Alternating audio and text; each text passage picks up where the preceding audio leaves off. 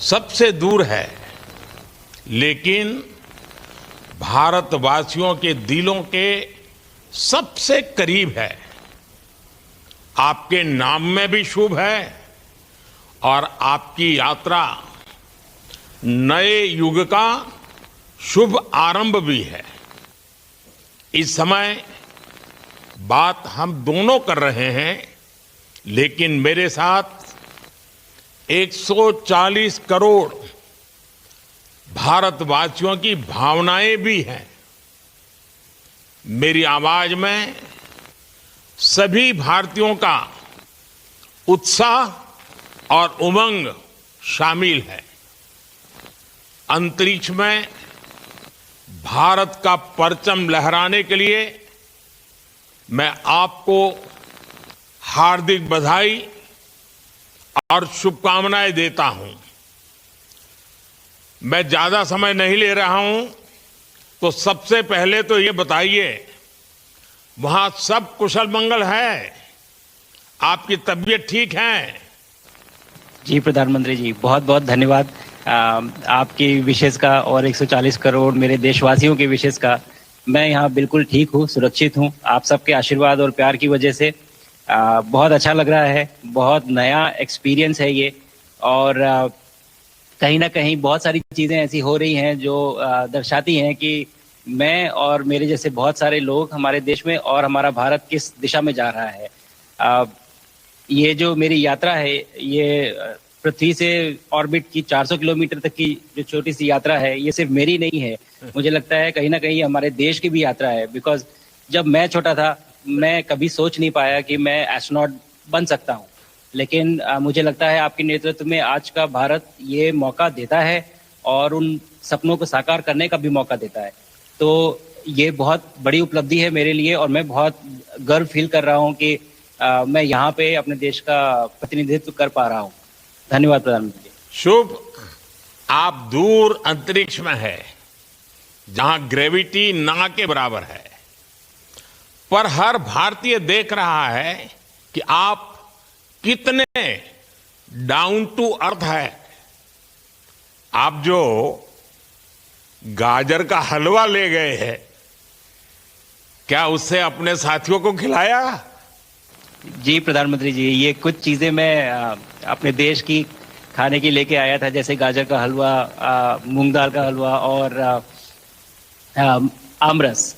और मैं चाहता था कि ये बाकी भी जो मेरे साथी हैं, बाकी देशों से जो आए हैं, वो भी इसका स्वाद लें और चखें। जो भारत का जो रिच कुलिनरी हमारा जो हेरिटेज है, उसका एक्सपीरियंस लें। तो हम सभी ने बैठ के इसका स्वाद लिया साथ में, और सबको बहुत पसंद आया। उत्सुक हैं कि कब वो नीचे आएंगे और हमारे देश आए और इनका स्वाद ले सके हमारे साथ। शुभ। परिक्रमा करना भारत की सदियों पुरानी परंपरा है। आपको तो पृथ्वी माता की परिक्रमा का सौभाग्य मिला है। अभी आप पृथ्वी के किस भाग के ऊपर से गुजर रहे होंगे? जी प्रधानमंत्री जी, इस समय तो मेरे पास ये इंफॉर्मेशन उपलब्ध नहीं है, लेकिन थोड़ी देर पहले मैं खिड़की से, विंडो से बाहर देख रहा था, तो हम लोग हवाई के ऊपर से गुजर रहे थे। और हम दिन में 16 बार परिक्रमा करते हैं। 16 सूर्योदय और 16 सनराइज और सनसेट हम देखते हैं ऑर्बिट से। और बहुत ही अचंभित कर देने वाला ये पूरा प्रोसेस है। इस परिक्रमा में, इस तेज गति में, हम इस समय करीब 28,000 किलोमीटर प्रति घंटे की रफ्तार से चल रहे हैं आपसे बात करते वक्त।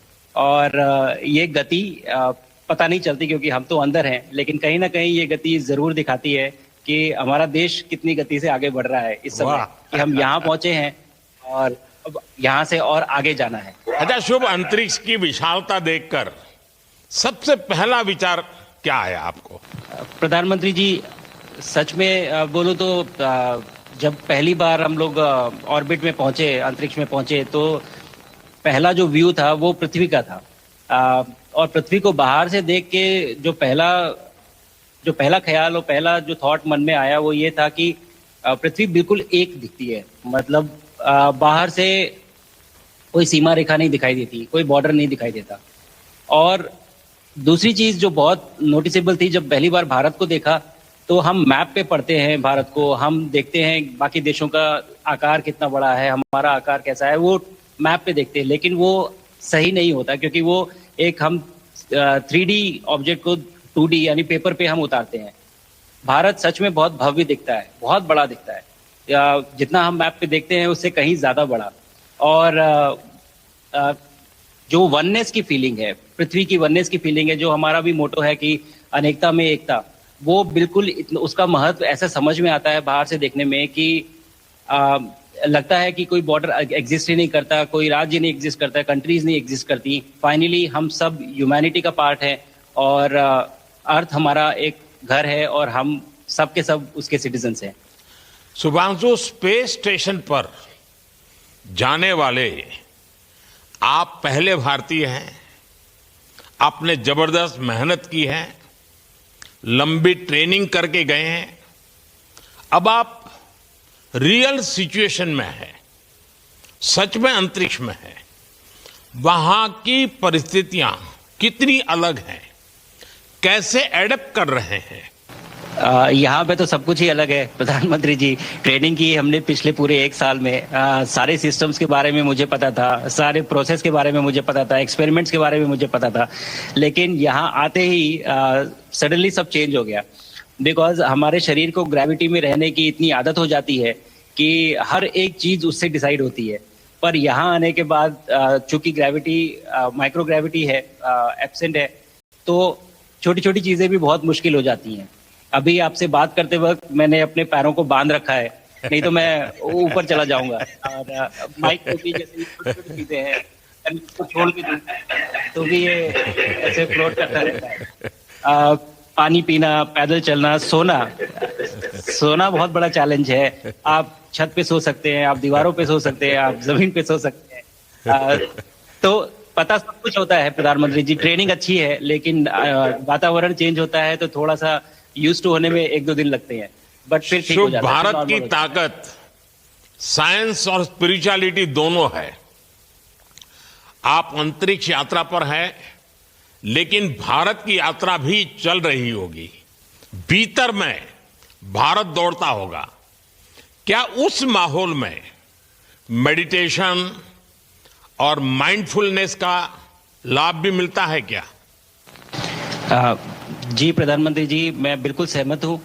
मैं कहीं ना कहीं ये मानता हूँ कि भारत ऑलरेडी दौड़ रहा है और ये मिशन तो केवल एक पहली सीढ़ी है उस एक बड़ी दौड़ का, और हम जरूर आगे पहुंच रहे हैं और अंतरिक्ष में हमारे खुद के स्टेशन भी होंगे और बहुत सारे लोग पहुंचेंगे।